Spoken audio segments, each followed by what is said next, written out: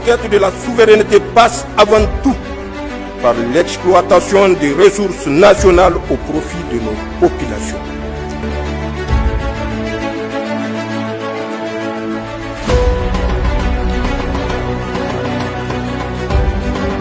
Et puis le président de la République, chef de l'État, le général d'armée Abdrahmane Tiani a par la suite accordé une audience à l'ambassadeur de Suisse auprès du Niger.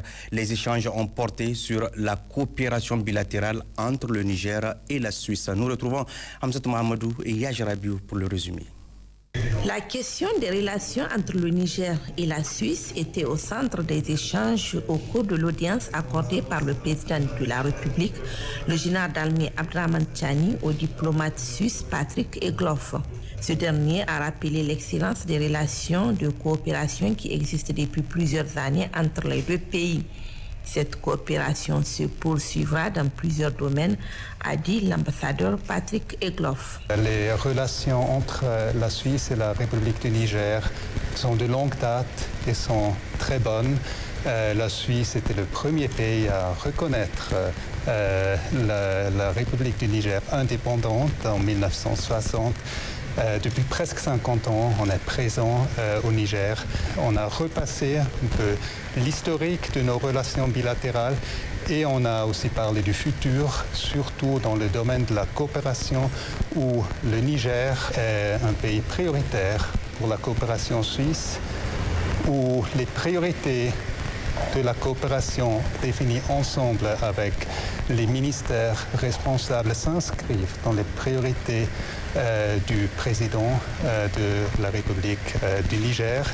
Avec le ministre des Affaires étrangères, j'ai eu le plaisir de signer 3 nouveaux accords dans le domaine de l'éducation, formation professionnelle et dans le domaine de la sécurité alimentaire, 3 programmes pluriannuels de coopération entre la Suisse et le Niger.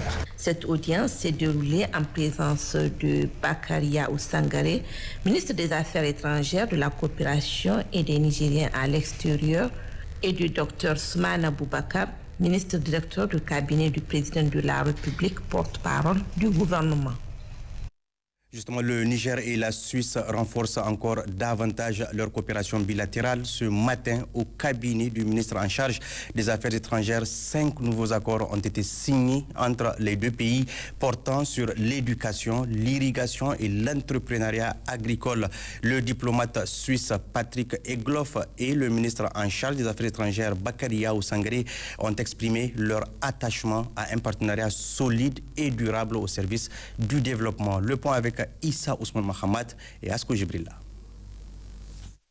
Depuis plusieurs mois, loin des projecteurs, une dynamique diplomatique, discrète mais décisive, s'est mise en marche. Le ministère nigérien des Affaires étrangères, sous l'impulsion de l'ambassadeur Bakary Yahou Sangaré, a joué un rôle central dans la coordination de cette coopération bilatérale. Un travail minutieux mené avec le Bureau de la coopération suisse, fidèle allié du Niger depuis plus de 4 décennies. C'est dans cette logique de continuité, mais aussi d'adaptation aux nouvelles priorités nationales que la Suisse et le Niger ont bâti ensemble une réponse concertée aux défis du moment.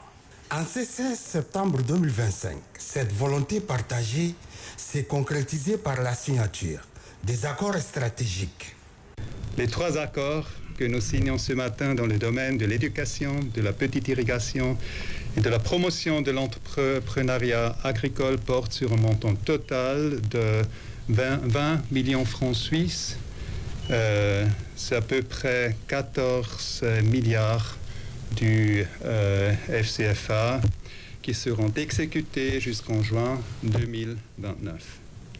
La Suisse s'engage afin que ces programmes soient bien planifiés et donc prévisibles. Les autorités et les bénéficiaires peuvent compter sur l'effectivité de ce que nous signons aujourd'hui. Je me réjouis énormément de la dynamique de partenariat entre le Niger et la Suisse. Un partenariat exemplaire, salué par le chef de la diplomatie nigérienne, l'ambassadeur Bakary Yahou Sangaré, qui a rappelé que malgré les turbulences de la transition politique, la coopération suisse n'a jamais failli. Mieux encore, elle s'est intensifiée. Nous sommes très confiants quant à l'avenir de notre coopération avec la Suisse. Ces 3 projets, 5 en 2 mois, un peu plus de 2 mois, ça traduit la constante volonté de la Suisse de nous accompagner, d'appuyer le Niger dans ses efforts de développement. Ces accords, non seulement qu'ils cadrent avec la vision du chef de l'État, mais je peux aussi vous assurer que la partie nigérienne va œuvrer pour créer les conditions nécessaires pour la bonne mise en œuvre de ce programme. En 2 mois, 5 accords, un rythme qui témoigne d'une confiance mutuelle rare et un engagement profond pour bâtir un avenir où la coopération rime avec transformation. Aujourd'hui, le Niger et la Suisse écrivent une nouvelle page de leur histoire commune au service du progrès, de la dignité et de l'autonomie. Suite de cette édition avec la 2e réunion des ministres de la Justice de la Confédération des États du Sahel. Ravi de vous retrouver pour cette édition que nous ouvrons avec l'agenda officiel. Le président de la République, chef de l'État, le général d'armée Abdraman Chani a reçu en audience une délégation des ministres en charge de la justice et des droits de l'homme des pays de l'AES. Cette délégation ministérielle séjourne au Niger dans le cadre de la rencontre des ministres de la justice de l'AES. Le point avec Hamzat Mohamedou et Yajarabiou. Présente au Niger dans le cadre de la rencontre des ministres de la Justice de la Confédération AES, cette délégation ministérielle a été reçue en audience par le président de la République, chef de l'État, le général d'armée Abdraman Chani. Cette délégation est venue présenter ses civilités au président de la République et rendre compte du niveau d'avancement de leurs travaux au chef de l'État. Depuis que la Confédération AES a été portée sur les fonds baptismaux sous le leadership éclairé de nos 3 chefs d'État, tous les secteurs socio-économiques sont en dynamique, tous les secteurs socio-économiques sont en voie d'harmonisation. Il était question que la justice et les droits de l'homme ne restent pas en marge de cette dynamique qui tend vers le bonheur de nos populations au niveau de la Confédération.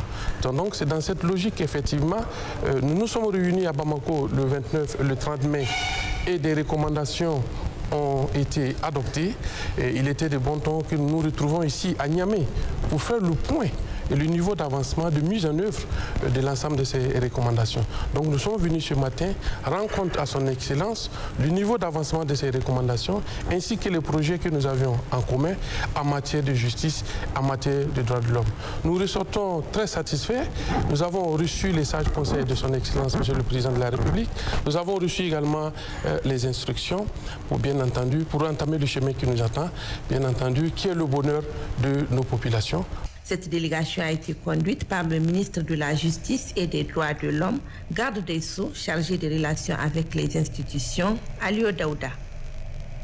La conquête de la souveraineté passe avant tout par l'exploitation des ressources nationales au profit de nos populations.